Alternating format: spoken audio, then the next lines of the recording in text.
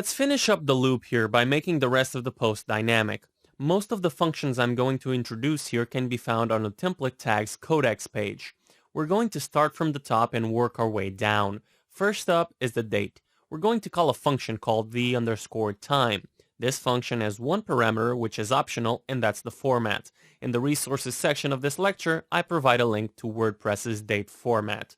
As you can see, WordPress is pretty flexible with the time we can use. If we don't pass in a time, WordPress will just use the default format provided by the user in their settings. I'm going to pass in the format DM. Next up is the post title. The function we use here is pretty straightforward. We're going to call the_title function.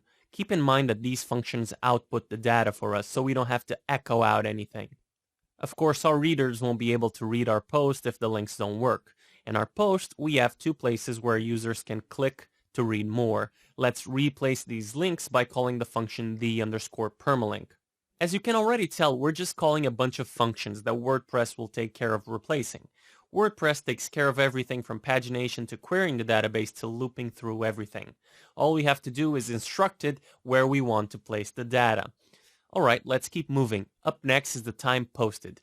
Can you guess which function we'll be using? You guessed it, the_time function. This time we're going to use a different format, g:_ia. Now it's time for the categories. As you may have guessed, the function we'll be using is called the_category.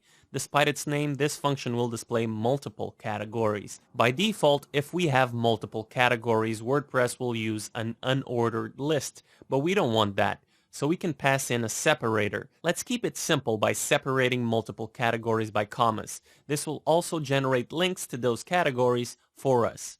We're almost done. Now it's time to display the author along with a link to the author. We'll be using two functions called theAuthor and theAuthorLink. Let's use those functions now.